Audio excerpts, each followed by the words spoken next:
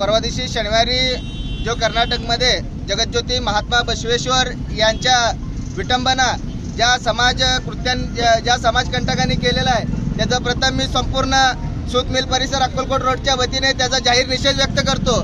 पण या काळामध्ये ज्यांनी महात्मा बसवेश्वर महाराजांचा विटंबन केलंय त्याला कर्नाटक शासनाने कठोर शासन केलं पाहिजे ही आमची मागणी आहे। खरं म्हणजे आज राज्य सरकार असेल किंवा केंद्र शासन तर राज्य शासन असेल, ज्या जगज्योती महात्मा बसवेश्वरांनी 12व्या शतकात लोकांचं देवाणघेवाणचं विचाराचं सभागृह मंडप ज्यांनी म्हणलं, जे आज राज्यसभेमध्ये विरोधक असतील किंवा सत्ताधारी असतील ज्यांचं विचार देवाणघेवाण महात्मा बसवेश्वरांनी 12व्या शतकात मांडलं होतं। खरं म्हणजे कर्नाटक राज्यामध्ये जन्म घेतलेले महापुरुष महात्मा बसवेश्वर यांचं विटंबन त्यांच्या राज्यामध्ये घडते हे खरं म्हणजे तिथल्या सरकारचं निंदनीय आहे।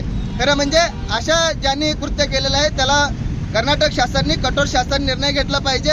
आम्ही महाराष्ट्र सरकारच्या आमच्या महाराष्ट्राच्या वतीने कर्नाटक सरकारचा जाहीर निषेध करतो आणि आमच्या महात्मा बसवेश्वरांनी सांगितलेलं आहे समता शांती आणि क्रांती। आजचं आमचं आंदोलन समतेचं आहे, उद्याचं शांतीत असेल आणि परवाचं आमचं आंदोलन क्रांतीमध्ये उतरेल। त्याचा पडसाद महाराष्ट्र आणि कर्नाटक इतर राज्यात उमटतील असं मी कर्नाटक सरकारला इशारा देतो। यांनी लवकरात लवकर ज्या कोणी अशा कृत्य केले त्यांच्यावर कठोर शासन केलं पाहिजे अशी आमची भूमिका आहे। आज कशा प्रकारचं आंदोलन या ठिकाणी झालेलं आहे? आज महात्मा बसवेश्वर महाराजांनी आम्हाला ज्या शिकवण दिलेल्या आहेत, ज्यांनी 12व्या शतकामध्ये लोकतंत्राची निर्मिती केली, त्या लोकतंत्रामध्ये कशा पद्धतीने लढा द्यायचा लोकतंत्राची निर्मितीच महात्मा बसवेश्वरांनी केलेली आहे। त्यामुळं आम्हाला या लोकतंत्रामध्ये कशी लढायचं हे आम्हाला चांगलं माहीत आहे। आम्ही आज शांततेत लढून आम्हाला न्यायाने हक्क मागत आहे।